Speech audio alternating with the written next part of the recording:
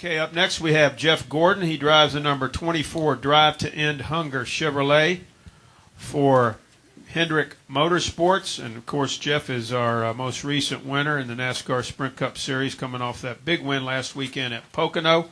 Moved him up to 11th in points. Most importantly, he's got 2 wins on the season. Jeff, talk about that momentum coming off of last week and coming here to Michigan. It's been a spectacular week, to say the least. A busy week, but certainly a fun one. I mean, Pocono was, that was incredible to get that win, and it's been an interesting year for us with the 24 team. We get the win early on in Phoenix, and had a lot of momentum early and a spectacular run there. And then we just went through this streak of not performing well, other than maybe the short tracks. And then some crashes and some different things that. But more importantly, the bad runs, Texas and places like that, where I just was pretty disappointed in our mile and a half program. And then we really start turning the corner. Looking at wind tunnel and 7 posts and just trying to gather information, and then we go to Pocono and we win. We had just a solid weekend, so it was spectacular. We're definitely coming to a streak of tracks here that are really good for us, including here at Michigan, one of my favorite tracks.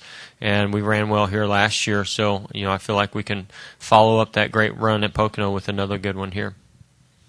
Okay, thank you, Jeff. We'll take questions now for Jeff Gordon. If you have one, raise your hand. We'll start here with Jeff and then go to Tom right here. Back to Marty then. Jeff, it's been a little bit of a strange season for you. You snapped the winless streak there. You got 2 wins now, but yet, like you said, you struggled a little bit with a consistency. Which would you prefer, to win a handful of races and get in the chase that way, or be a little more consistent and be more of a stronger contender for the championship? No, I want to be a contender for the championship. There's no doubt about that. The one thing I will say is it's still early. And we kind of had a goal coming into this season that we knew that it would take time to gel as a new team, and the communication between me and Alan and the engineers. And then also, if as an organization, if we're a little bit behind, and we feel like we have been a little bit behind up to this point. The Fords have been really strong, not only under the hood, but the Roush cars have really had an edge, and so it's made us really go to work. And I think us, with the 24 and Alan and myself, we've probably had to go to work a little bit more than the 48 and the 88. Those guys have been outperforming us. So, it made us dig deep and work to find what we need. So to me, the most important thing is having strong cars. And if we have strong cars, then we can build the rest of it around that. And our pit crew's actually been really solid. We showed that last week. They've been solid. They've been consistent. We haven't with the car, and so when we put the car out there, those guys stepped it up. Twice now, when we've had the car, they've stepped it up. Phoenix and Pocono. But we don't want to just squeak our way into the chase. That's not what it's all about for us. But I think that we've got plenty of races left here to not only get ourselves in the top 10, but get some more wins and get ourselves really solid in in the ranking when it comes to that chase. So, I think about a month and a half ago, I was worried and nervous and thinking, man, we don't have a chance of getting into this thing. But the last couple weeks, running good at Kansas, running good at Pocono has gotten me really fired up that we have, found. And let me tell you, it's not just building a new car. I mean, it's looking at the way we're doing things, and I wish I could get more into detail about what we're doing. But we're looking at the other teams that are beating us, and then trying to figure out if we can duplicate that back at the shop or in the wind tunnel or in simulation, and try to figure out what we're missing. And I think we hit on some things, and that's why we've been competitive.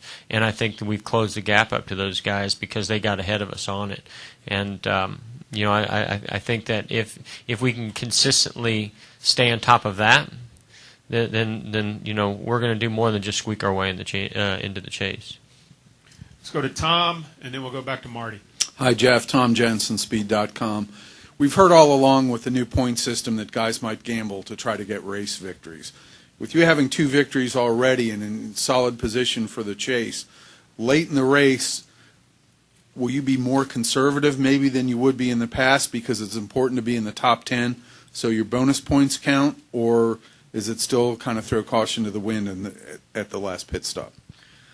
I don't feel like we're safe. I saw the at the end of the race there, I saw some quotes because they're showing some clips on some shows I was doing, and they're saying, this pretty much locks us in. I don't agree with that. I think there's too many races left. There's too many guys, to me, around us outside the top 10 in points that can win 2 or more races before the chase starts. So, I don't think that we can really take these huge risks.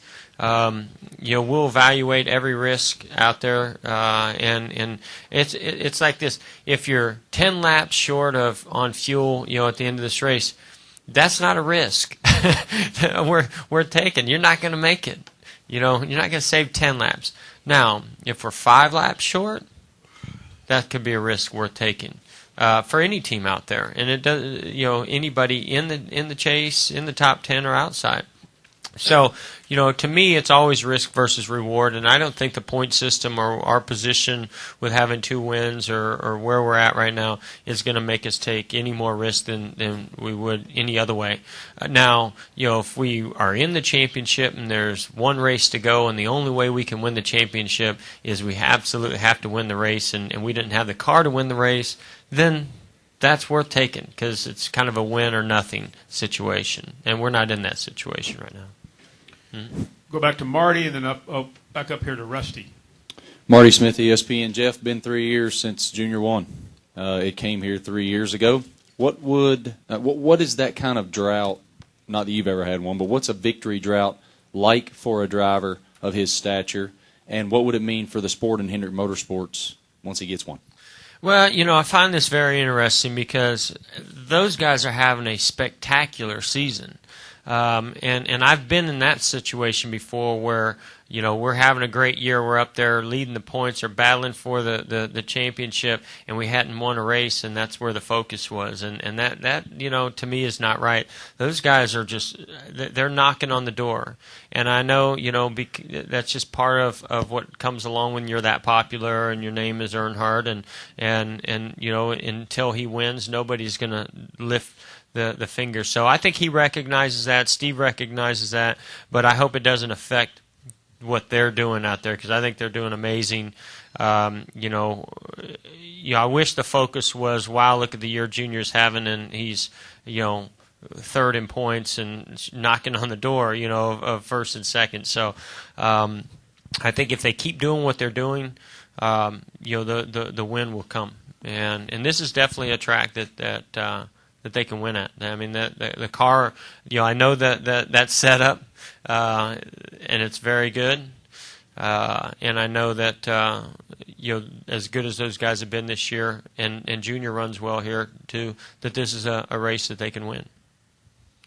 Okay, we'll go Rusty and then back over here to Mike and then Reed. Go ahead, Rusty. Rusty Ball and NASCAR Media Group. You're talking about tracks and the schedule lining up for you. Next weekend in Sonoma, you always seem to be excited to go out there. You usually run pretty good. If you could just kind of talk about next weekend's race and racing in Sonoma.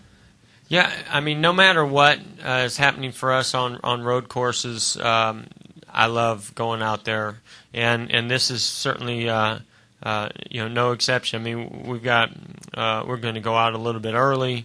We're going to spend some time as a family with other family and friends that are out there. We're going to be celebrating my daughter's birthday, which we didn't get a chance to do last year because Ingrid was pregnant and she didn't travel to that race, and neither did Ella. So we're looking forward to doing that again, which is always fun and exciting and motivating for me to go win the race because of the party that my wife puts together. Still blows me away that I'm trying to figure out how we're going to get her to 16, but it's a lot of fun regardless, and it's just a spectacular weekend. I mean, the wine country is beautiful. The racetrack is such a fun and challenging racetrack, and I mean, I think right now that's probably, and I say, I go out there with this just great attitude and just enjoying the weekend.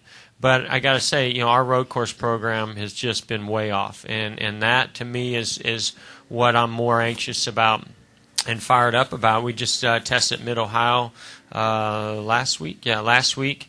With Boris Said, who's also going to be driving for James Finch in a Hendrick car, and so I thought we had a good test. I thought Mid-Ohio was a departure from what we normally do to try to learn something and make some gains, and I feel like we made some gains, and I hope it shows up out on the track in Sonoma because we have not been competitive enough to win there.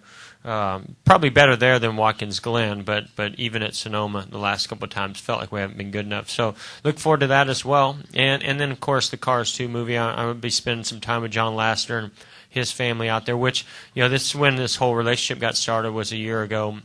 I met John out there, went to his house and spent some time with him, and he presented Jeff Gorvet to me. And to see it all becoming a reality now a year later is amazing. So I look forward to that time as well. Let's go to Mike and over here to Reed. Go ahead, Mike. Jeff, it's been 10 years since you've won here at Michigan, I believe. Is that right? Maybe. Yeah. I've only, what, this is my favorite track. I've only won twice here, I think. So Twice, it could yeah. be. 10 years. So have you got something for us on Sunday? Well, with that same stat, I'd like to look at the top fives that we have here because we run good here, and we seem to always be in the top five here. So I think we're going to run well here. I really do. I mean, I think that the team has momentum. As I mentioned about that setup in the 24 car from last year that's in the 88, we also will probably have something similar to that to start the weekend with. And I just think that this team is on a roll right now, and this is one of my favorite tracks. I love this track. I feel comfortable at this track, and I feel like we can get the car dialed in here for the race.